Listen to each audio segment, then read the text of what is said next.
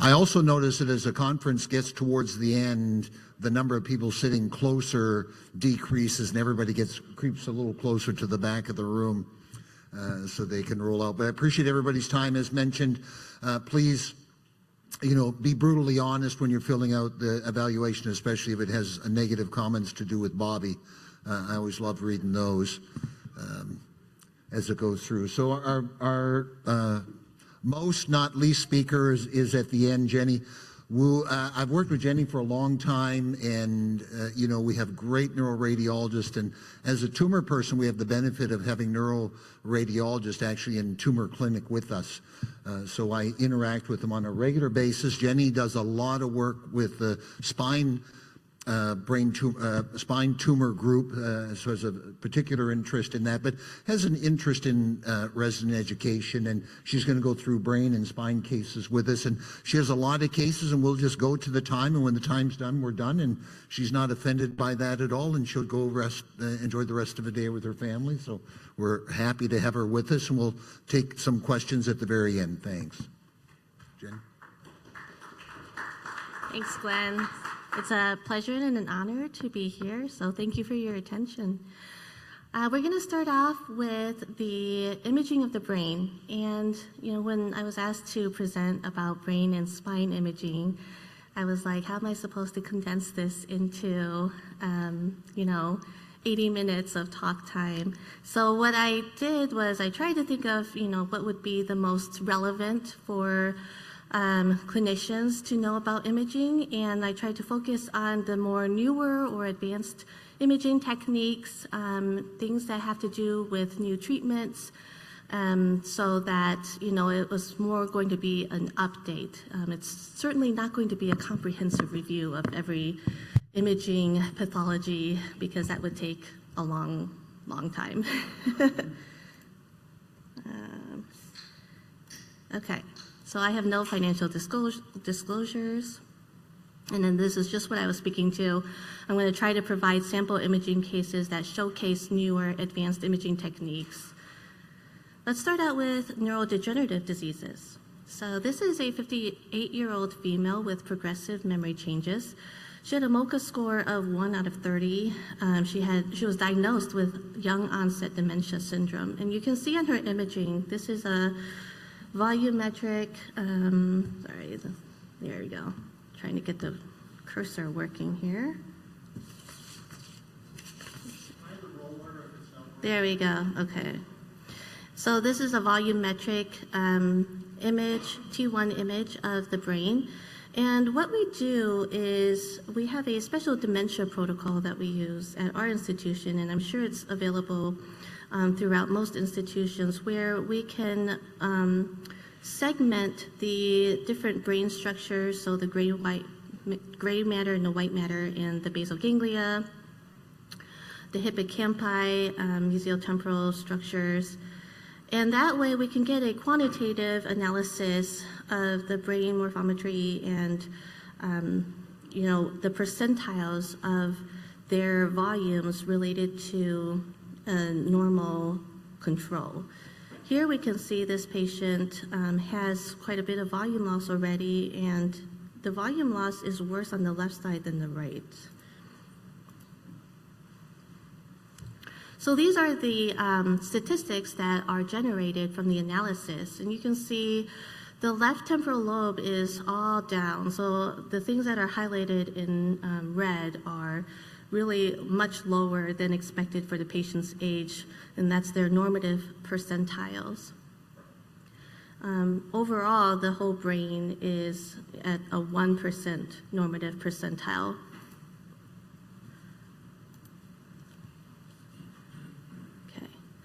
Okay. Here you can see the charts where the volumes are graphed according to their percentiles, and you can see that the hippocampi are much lower compared to, a normal percentile or normal range.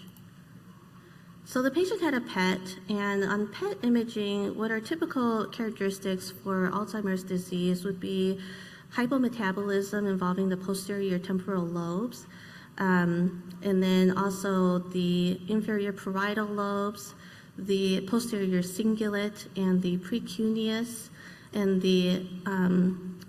in this patient, the left frontal lobe is also very hypometabolic compared to the rest of the brain.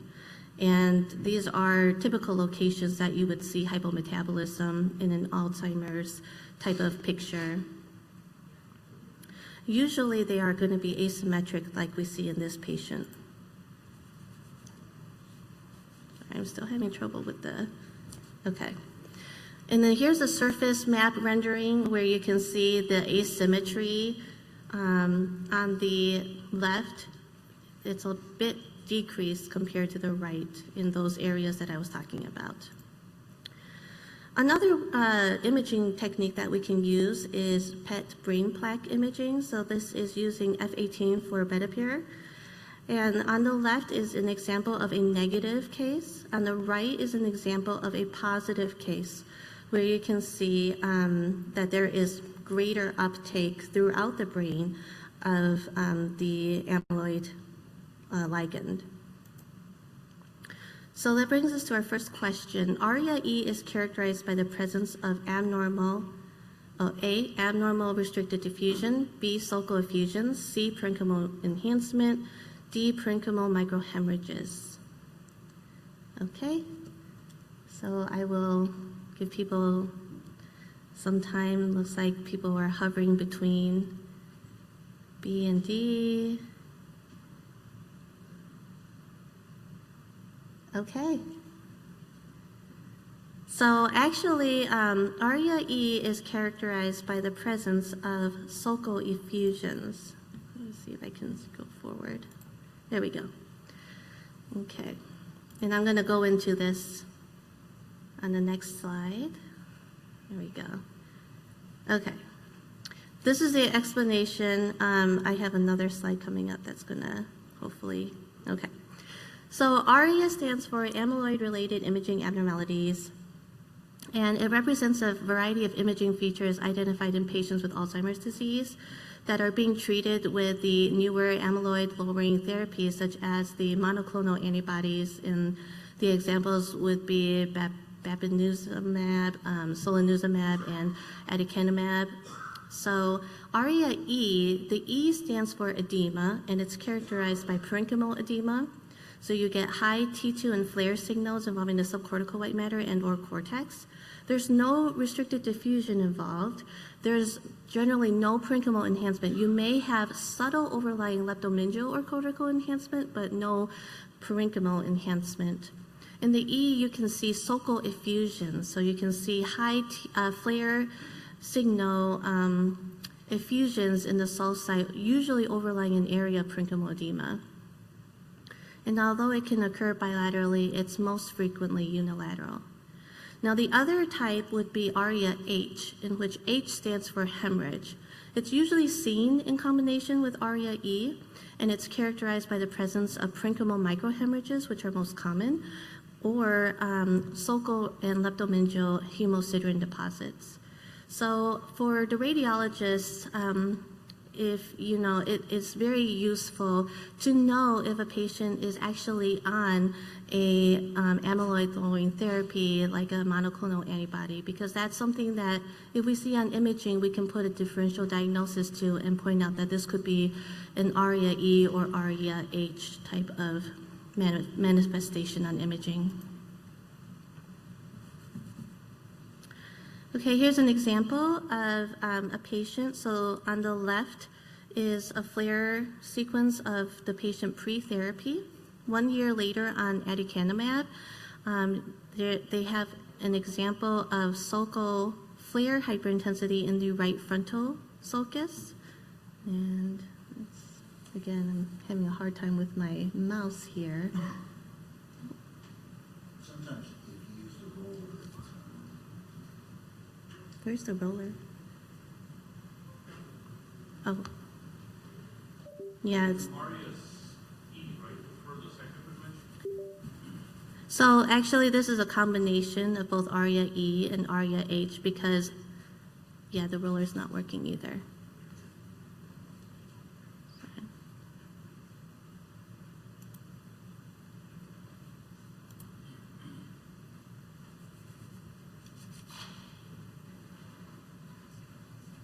Yeah, it's just kind of, maybe the mouse is dying.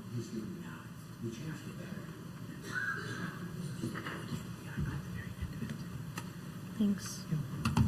Let's Oh, see. don't put it on the paper, that's probably why. Well, it was, I didn't have it on the paper before. Okay. Thank you. Yeah, this is much better.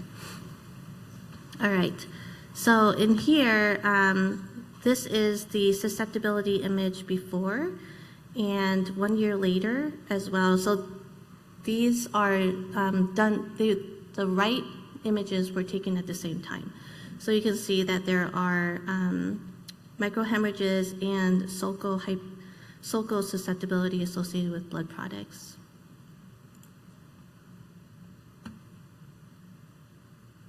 Okay. So this is another case, a 68-year-old male that was diagnosed with Alzheimer's and put on lecanemab. And this is his quantitative analysis. You can see that he has predominantly left-sided atrophy of his frontal, parietal, and temporal lobes, more prominent in his left temporal lobes. And this was a CT that was taken a year later. So you can see that he developed acute intracranial hemorrhage, predominantly involving his left parietal and temporal lobes. Retrospective review of the MRI showed that he actually did have prior parenchymal or subarachnoid hemorrhage with susceptibility in his sulci in the left parietal lobe, kind of where his acute intracranial hemorrhage happened. So this is just a reminder that, some of the anticoagulation that medications that patients are on, or if they have a increased risk of prothrombotic diseases, and if they have certain mutations in their ApoE gene, they are at increased risk for hemorrhage while on these newer amyloid-lowering therapies. Here's another patient, an 84-year-old female with subarachnoid hemorrhage. You can see she has acute subarachnoid hemorrhage in her left parietal sulci. And then on the MRI, you can see that she also has sequela of prior subarachnoid hemorrhage in her bilateral medial parietal lobes, as well as scattered remote microhemorrhages kind of throughout her cortex. So this brings us to, she probably has cerebral amyloid angiopathy, and the question is, using the modified Boston criteria 2.0, the diagnosis of probable cerebral amyloid angiopathy requires A, pathologic confirmation, B, age less than 50 years old, C, cerebellar hemorrhagic lesion, or D, at least 2 lobar hemorrhagic lesions.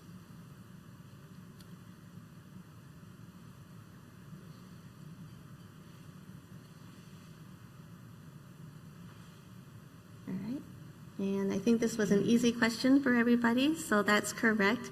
It does require at least 2 lobar hemorrhagic lesions. And then just going quickly through the modified Boston criteria.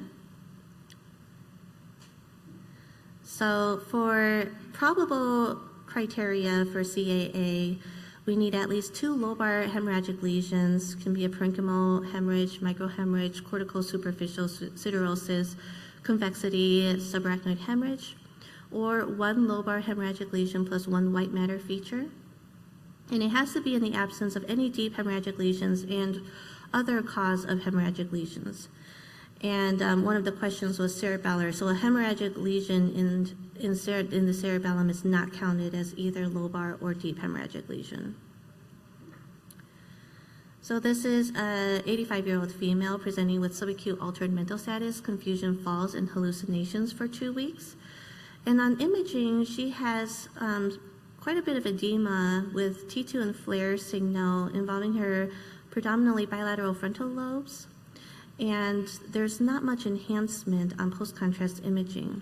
But on susceptibility, here we can see there are sulcal susceptibility as well as scattered punctate hemorrhages. And so this is an example of cerebral amyloid angiopathy-related inflammation. And the inflammation is very clear in the fact that it's associated with all of these microhemorrhages, kind of clinches the diagnosis for us. Okay, another case under the neurodegenerative category.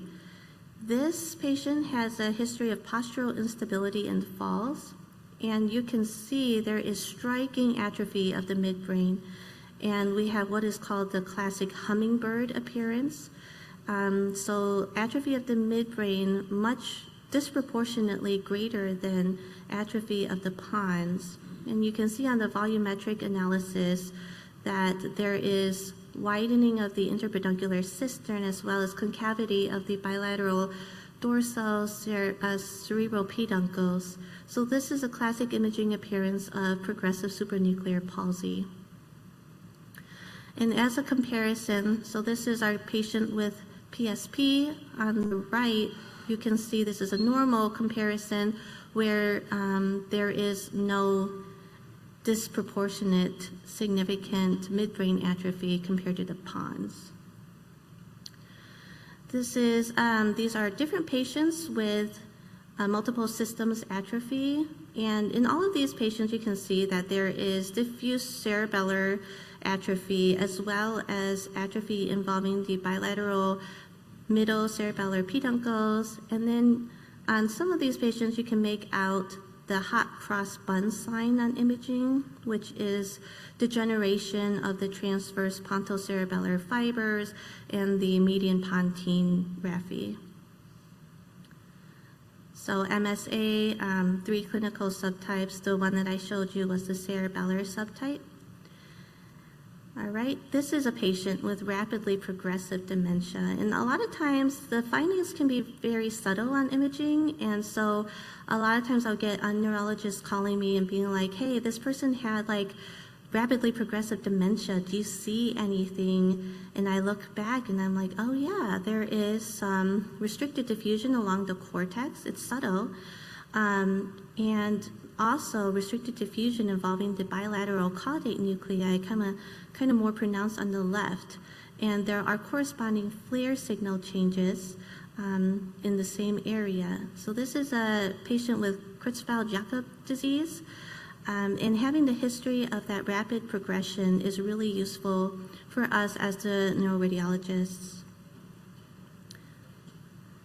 This is a patient who had imaging, developed palatal myoclonus after a biopsy, and on imaging had this edema and FLAIR hyperintensity involving the inferior olivary nucleus. This was the site of biopsy along the superior cerebellar peduncle. So this patient has a diagnosis of hypertrophic olivary degeneration, and this occurs because of an interruption of the triangle of Guillen and Mollaret, also called the dentatorubral olivary pathway. And what happens is it disinhibits the inferior olivary nucleus and can result in oculopalatal tremor and palatal myoclonus. Here's an example of, or a schematic of the Guillen-Mollaret triangle, which involves the ipsilateral red nucleus and olivary nucleus and the contralateral dentate nucleus. So any lesion that interrupts this pathway could result in hypertrophic olivary degeneration. Same thing in a different patient. So this patient actually has bilateral olivary degeneration, and it's because of involvement of the Wernicke commissure. So because the decussation of the superior cerebellar peduncle tracts are involved, they ended up having bilateral olivary degeneration. All right, moving on to vascular imaging. So this is an 82-year-old female with ataxia and headaches, and you can see on her imaging she has abnormal FLAIR and T2 hyperintense signal involving her bilateral middle cerebellar peduncles without any enhancement. This is her MRA, and one thing I wanted to kind of highlight was the use of the vasculitis protocol that we have. So this is usually done on 3T, and what it does is it has like a black blood sequence where you give contrast in the vessel walls. You look for enhancement of the vessel walls in the brain, and this is looking for any like inflammatory or infectious vasculitis. So this lady was diagnosed with polymyalgia rheumatica. And you can see on the MRA, there is severe stenosis of her bilateral intradural vertebral arteries. And on the vasculitis imaging, we can see concentric thickening of the vessel walls and enhancement going along the vessel walls. So this is a good example of inflammatory vasculopathy for this patient. Now, sometimes vessel wall imaging can be useful in differentiating between vasculitis versus atherosclerosis. So here's an example. This was done on a 7T versus a 3T, and it just kind of highlights that we can see so much better resolution on the 7T sometimes. The question is the vessel wall thickening eccentric or concentric? Because typically atherosclerotic plaques are eccentric, and the teaching is that the inflammatory vasculopathies are more going to be concentric vessel wall thickening and enhancement. So here we have kind of like a sagittal view of this vessel, and you can see that it is eccentric. So in this patient, it was the favored diagnosis was that he had atherosclerosis, not vasculitis. Here's another example. This is a 53-year-old female with neurosyphilis. And on the MRA reconstruction, you can see there is severe stenosis of her bilateral intradural vertebral arteries as well. I mean, the left one you can barely even see. It's so stenosed. It's almost occluded. And here you can see the MIB reconstruction shows the same thing. On the post-contrast vessel wall imaging, you can see there's concentric vessel wall thickening and enhancement surrounding the vessel. So this was an example of infectious vasculopathy. This was her imaging pre-treatment, and then she was given IV penicillin. This was her imaging after treatment, and you can see there's a marked response. Her vessels are patent, especially her vertebral arteries, and her vessel wall thickening and enhancement has improved. So moving on to a different type of imaging technique that can be useful. This is a 29-year-old female with moya, and you can see on the angiogram, she has kind of this puff of smoke, which is what moya stands for, appearance, which is opacification of numerous lenticulostriate vessels from her proximal stenoses.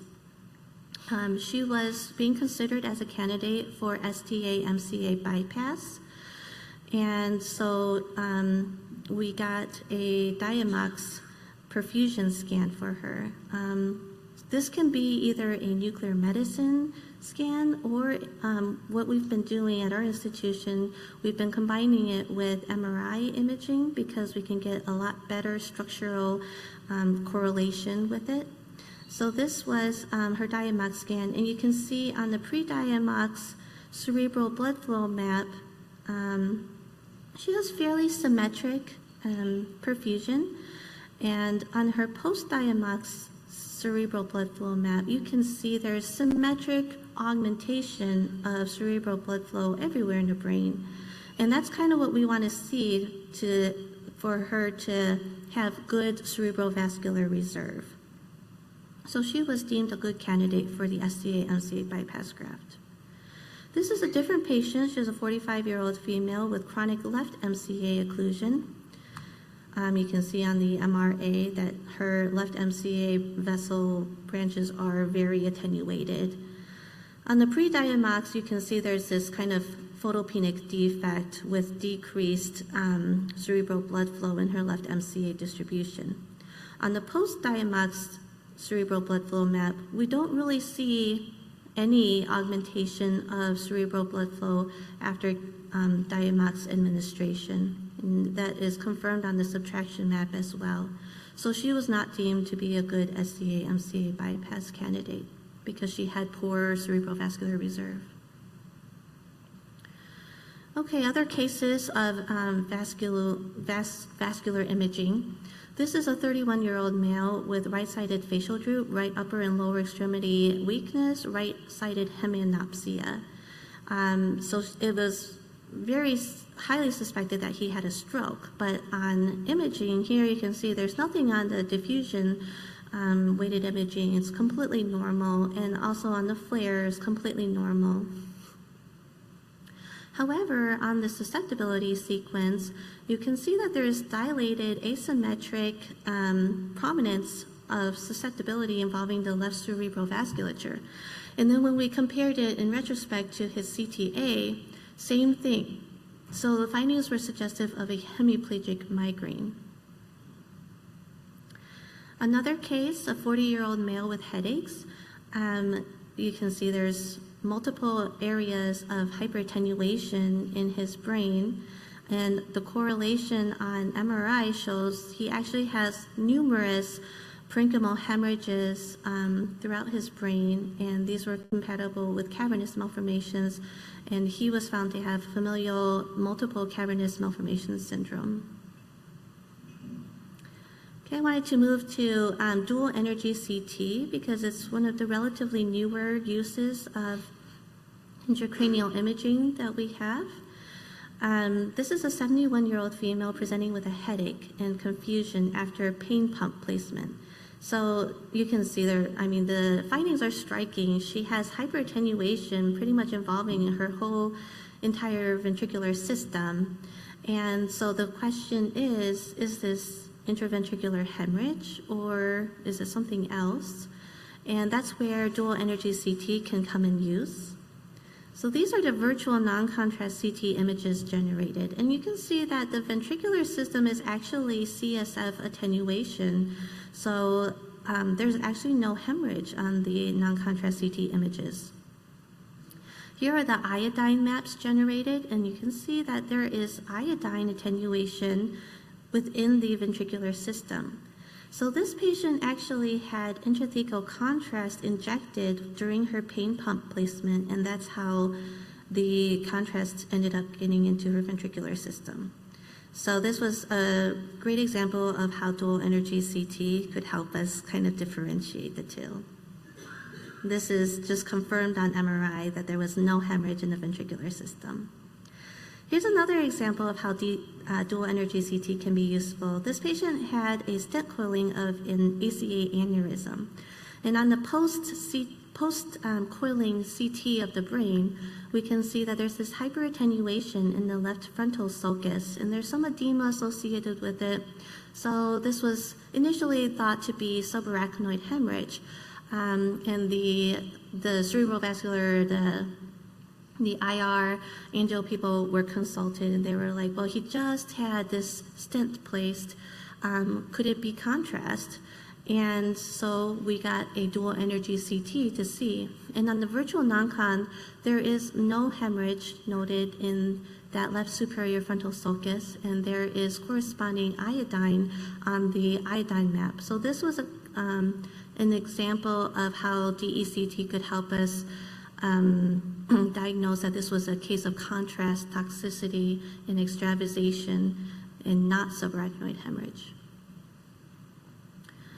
I wanted to also touch on a new MRI contrast agent called gadolpiclinol. This is a type 2 gadolinium-based contrast agent that was FDA approved last year.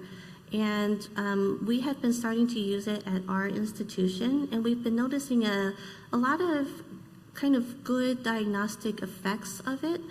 I think it's getting more and more, like people are getting more and more aware, but I think it's very important for clinicians to be aware of this new contrast agent and what it means for neuroimaging and your diagnoses. So what do we want for contrast agents in MRI exams? What we want in a gadolinium-based contrast agent is higher stability. These are generally the macrocyclics and ionic agents that we have. And the reason why we want higher stability agents is because they have much lower risk of nephrogenic systemic fibrosis, which I'm sure you're all aware of. So the higher kinetic stability a contrast agent has, the the longer it takes to dissociate, and that reduces the risk of gadolinium accumulating in the body. We also want something that is tolerable to patients with low risk of adverse events or reactions. And what gadopicolino shines out is this area of high T1 relaxivity, which means that we have greater signal-to-noise ratio, and we can use a lower dose to get the same amount of visibility. And that is also important too, because we expose the patient to less gadolinium. This is just a chart showing the kinetic stability, so how long it takes for each of these GBCA to dissociate. And you can see, so Alucerum and Vue are the brand names for gadopicolino, and you can see, so their dissociation half-life is 20 days, which is longer than it would take for the body to excrete it. On the comparison, a lot of these other ones, so Dodorum is 4 days, Gadovist is 18 hours. So gadopicolino really knocks it out of the park with this really long dissociation half-life because of its increased stability. Tolerability, the safety profile has been shown to be similar to other GBCAs. So we're good on that. And then higher relaxivity. So why is gadopicolino better? Well, because of the T1 relaxivity. And the reason why it has higher relaxivity is because it interacts with 2 water molecules versus 1 water molecule. So that means it allows us to have much better contrast resolution with half the dose. So I just wanted to show a few examples of what I mean between gadopicolino versus other contrast agents. We've been using it primarily for MRI localization exams. So these are preoperative examinations, usually for stereotactic radiosurgery, in which we really need to be able to see the lesion and localize it. We need high sensitivity, and we need accurate lesion visualization, because the number and type of lesion can really make a difference in determining the treatment and eligibility for SRS. And so here's an example. These are the same patient, imaging on the same patient 5 days apart. One was done with using gadopicolino, the other was done using Dodorum. And which one do you think you can see the lesion better? Left, yeah. And so this was done using 4.5 milliliters of gadopicolino. On the right was using more than twice the dose of Dodorum. Here is another example. Same patient, localization exams performed 5 days apart. Which one has better lesion visualization? The one using gadopicolino, 4.5. Here are some more examples. So you can see this one, I think we can all agree, looks a lot more visible, right? And this was using 7.5 versus 15, and gadopicolino versus Dodorum. Here's some more examples. So this one wasn't even picked up on the prior exam using Dodorum, but we can definitely see it with the scan using gadopicolino. Again, you can see the lesion's a lot better. I mean, maybe you can squint and make it out before, but it's a lot harder. Same thing here. This lesion, you can see a lot better. It was probably there before, but a lot harder to see. Okay, so moving on, toxic metabolic disorders. This patient presented with altered mental status after ingesting a whole bag of medical marijuana and who knows what else. It was difficult to get a good history. But on CT, you can see there are bilateral symmetric low attenuation involving the putamen and the cerebellar hemispheres. On MRI, there's corresponding flare signal abnormalities in these areas involving the mesiotemporal lobes and the bilateral cerebellar hemispheres and the putamen. And this was an example of Shanter syndrome, where you have these signal abnormalities that are bilateral and corresponding to cytotoxic edema. This patient, you can automatically kind of tell there's edema involving the posterior cerebral hemispheres. This is a very sick patient in the ICU, and here's the corresponding MRI. This is a good case of posterior reversible encephalopathy syndrome, PRES, and this is the follow-up. So it was reversible, confirming that this was indeed PRES. This patient, on the FLAIR, you can see there are FLAIR signal abnormalities involving the bilateral medial thalami, the mammillary bodies, the hypothalamus, the medial, I already said medial thalami, and then the midbrain. So this is a case of Wernicke's encephalopathy. And here, the striking finding is this kind of confluent restricted diffusion involving the pons. And this one is a classic case of osmotic demyelination or central pontine myelolysis. This is restricted diffusion involving the splenium of the corpus callosum, and this is actually called the transient lesion of the splenium, and there's a whole list of kind of diagnoses or differential considerations that can occur. In this patient had profound hypoglycemia, and it is transient, so if you do follow-up imaging, it does resolve. And this patient has this hyperattenuation involving the left basal ganglia nicotide and the lentiform nucleus, and it's intrinsically hyper intense on T1. So this is a great case of hyperglycemia-induced hemichorial hemibloodismus. And it's kind of a very characteristic imaging finding that you can see with diabetic striatopathy. Okay, I'm going to move on over to spine imaging. And the other cases that I have left on there, I think are going to be on the slides, so people can always look them up if you're interested.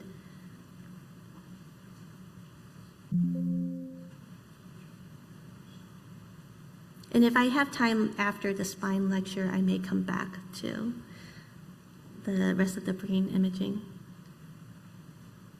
Like I said, it's really tough to squeeze everything in, so.